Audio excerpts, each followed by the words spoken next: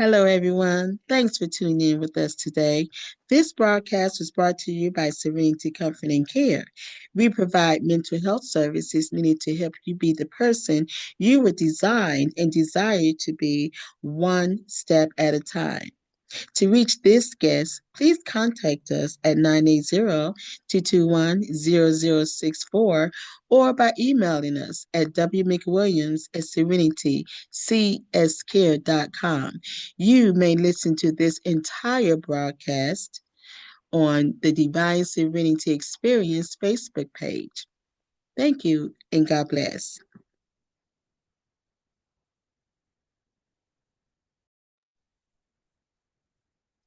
Good day, great day, Mr. Jason. How are you today?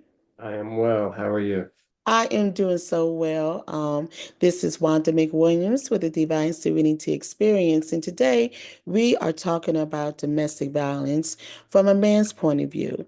So often we hear the woman's point of view, and I love to hear that. Well, I don't love to hear the story, but I love how we can make people aware of what is happening in our world today, and in Charlotte in particular. And I am a domestic violence survivor, but of course, I'm a female. And I hear the stories from a female's perspective. But 2024 in October, that is Domestic Awareness Month, October is. I got an opportunity to hear your story, and it has resonated with me um, almost every day. I think about your story. The man's point of view, of course, you and I look quite different. And as we were talking earlier, you were saying a lot of times you are the minority in the room, but you still are passionate about getting this story out. So today, I just welcome you. I thank you for being transparent today because I know you will be. I've heard your story before, but I just wanted my guests, I just wanted my viewers, my listeners to be able to hear your story from your point of view. I have mentioned it, being a mental health therapist, I often just share a little tidbit of what you shared the day that I met you, but you just stuck in my mind. And I just wanted you to open up and start wherever you want to start. You can start with the statistics of domestic violence or your testimony. I'm just giving the floor to you to speak as you feel led. Well, first of all, I feel honored that you called my name to be here this morning. Um, so my abuse journey started probably about, I'd say about 18 years ago. So these statistics that I have are from 2024, 2025. So you can imagine how those statistics were, 16, 18 years ago. Mm-hmm. So 13% of men um, find themselves in a unhealthy relationship, whether it be mental, emotional, physical abuse. So 13% of men, um, for a little less than 5% of men actually receive any domestic violence support services. Uh, and when I was going through my abuse, there were no services at all. When I finally did speak up and file a domestic violence report, they took the report and then they sent me right back home to my abuser. And that was the longest 3 weeks of my life. We had social services coming into the home to do home visits. They were visiting my kids at school. And I feel like she saw the walls closing in. And so after about 3 weeks, she took the kids and she left. So there was nowhere for me to go. Sadly, the only places that I've been able to find that have men's specific housing is there's a couple of places in Florida. But the last time I spoke in the Charlotte region, I did inquire what resources are available for men. And basically, you might be looking at about a 48-hour stay in a hotel, but there's not any men-specific housing. So that's probably one of the biggest reasons why men do not speak up is because one, they don't know if there's any resources for them. And like for me, you don't want to have to report your abuse and then go have to stay with your abuser who knows that you just told on them. So um, the biggest issue that I find with men in domestic violence relationships is men are 4 times more likely to commit suicide. Um, I was one of those. I can think of about 3 different times that I was right there, ready to take that next step to just kind of be done with it all. The problem is that men, and I'm 50. I was raised old school. My grandparents raised me for the most part. So I got to see that old school love, that old school relationship. When that wasn't how my life was, it was very confusing because I'd been raised, you don't put your hand on a woman. Um, and so that right there meant, you can't fight back. Uh, the mental and emotional uh, confusion that men go through trying to figure out how to navigate a domestic violence path is very difficult, especially when there's kids. As a man, you're supposed to be the leader of the home, the the head of the house, the stern one, the one that lays down the law, enforces the law. But as a man, when you can't even protect yourself, how are you supposed to protect your home? How are you supposed to protect your kids? And that weighs heavy on you as a man. I'm 10 plus years removed from my domestic violence situation, and I still question, was I a good father? Am I a good father? Am I a good man?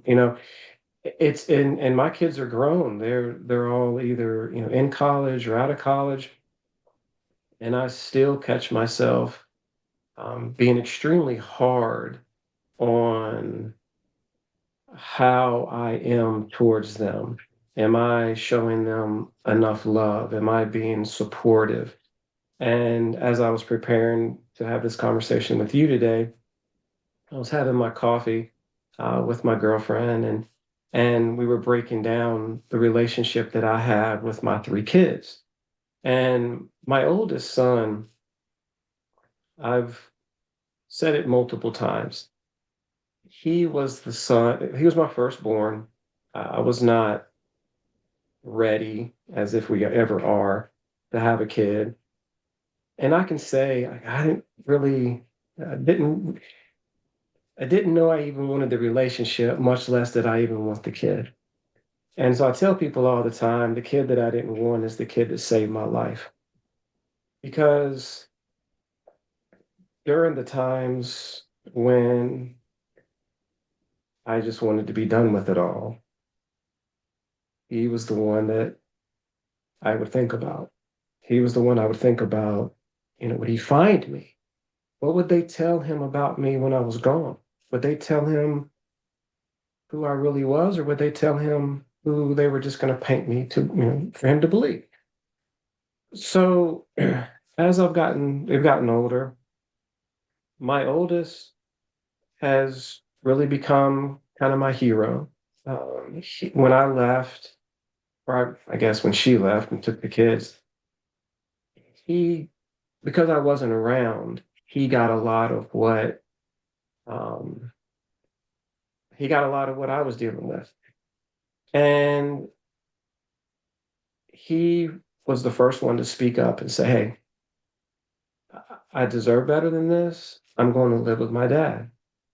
And to see, a 13, 14-year-old kid dealing with all this, to have the courage after a short period of time to stand up and go, "No, I'm not taking this."